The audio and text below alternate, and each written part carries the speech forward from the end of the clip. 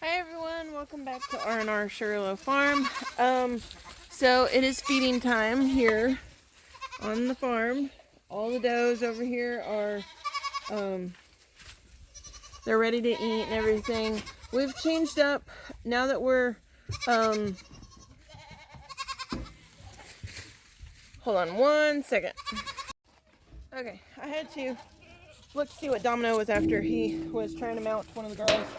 So it means that Kit Kat is back in heat, which we're not going to breed her until the spring, so that's fine. I'll just mark it down as far as the heat. I'm going to get a little bit of food and give to these girls that are down here. My four lovelies. My little keeper does. And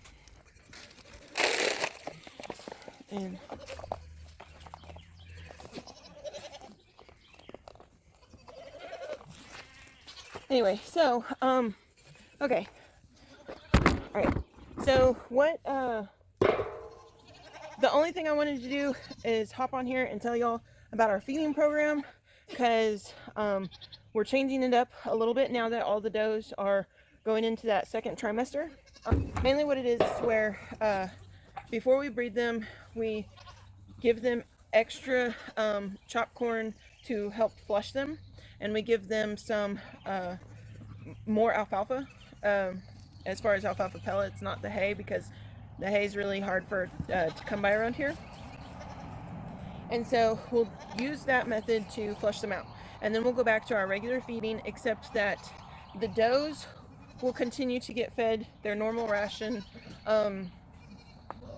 except that they're, after the first trimester, we cut back on their grain and up their hay intake, so that the babies, mainly so the does don't get too fat and they don't have really overly big babies, to where they have a hard time kidding. And sorry, the sun's setting is right in my eyes, so I'm like constantly closing my eyes. But so that's what we're doing. Now, as far as the bucks, they get the same amount year round, because they are they're set up in the pens and everything. So I forget what is in our feed. I can show you, and it is some really good stuff. I know it's got like soybean meal,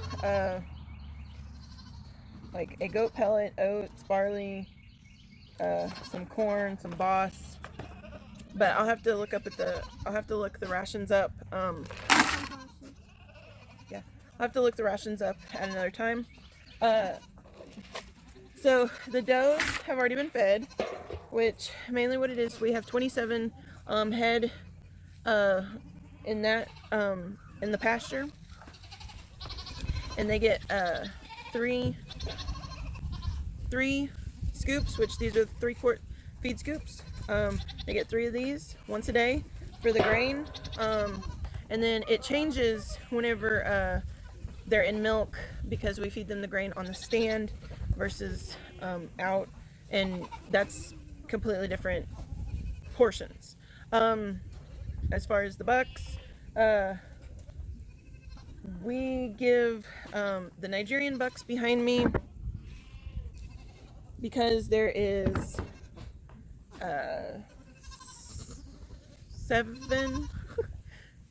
Well, I have too many bucks right now. Anyway, there's 7 in that pen, so they get 2 scoops of the grain with some chaffaye, along with free choice hay, and so they get that.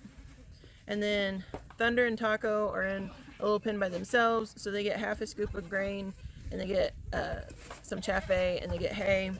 And then the boars, so Bordeaux is servicing 3 does, which they're about to leave because he's done his job. And so he is actually, they were getting the same amount as the Nigerians, because the meat goats require more fat and protein because they're larger and they're a meat goat versus a dairy goat. But his grain intake kind of be the same just for him versus the 4 that's in the pen, but we'll just, the ration that we're giving them now, we just divide it by 4, and then he gets just a quarter of that from now on, once those does leave. And it's the same thing, our grain and our chaffaye, and then he gets free choice hay.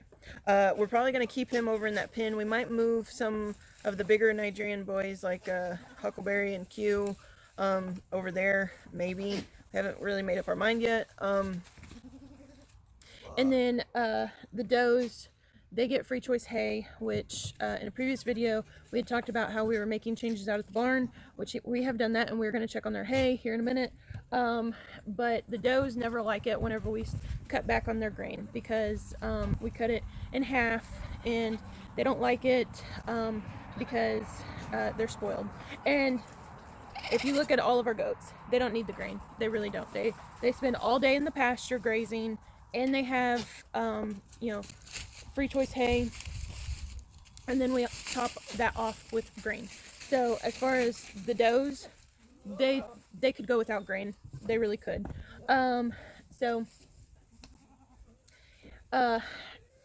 they're all doing really well. We are waiting for confirmation on the 3 boars and on Lily.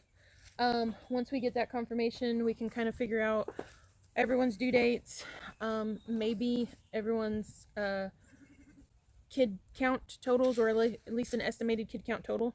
Right now, with the 11 Nigerians that are due between February 8th and 14th, right now we're estimating somewhere around 30 kids. So we're going to add the 3 boars and Lily into that mix. So that's gonna add to it, possibly another 10 or so kids.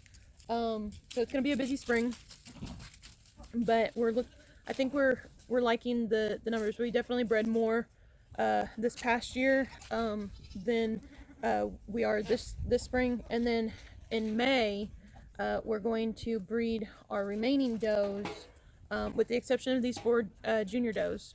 We're going to breed the dry yearlings and a few of the senior does that didn't get bred this fall. We're going to breed them in May for September kids, I think. I've got it all figured out on a spreadsheet and everything. But so that's the plan.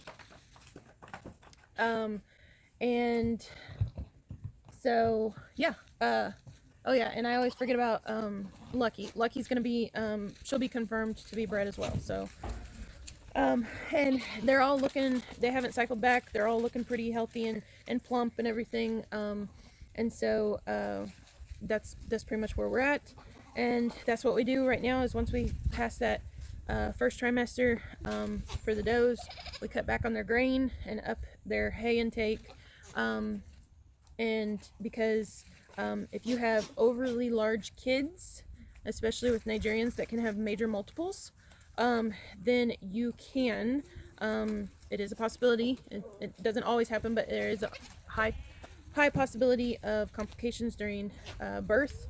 And so whenever that happens, you don't want to do that. You want to make sure that you know, that they're good, healthy kids, but you don't want them overly fat, because remember, the mamas, as much as they say, oh, we're hungry, want more food, they don't need it, because they're eating for multiples. So anyway, I know it sounds kind of weird and everything, but it's kind of the way it goes in the goat world. But so we're gonna finish chores, and then we're gonna call it good. And I know that this is kind of it's a normal length of video, but it's pretty short for us, because we're not doing a whole lot, just kind of talking. But anyway, so alright, well, we'll talk to y'all later, and I hope that y'all like this video. Please hit that like and subscribe, and we'll catch y'all next time. Bye.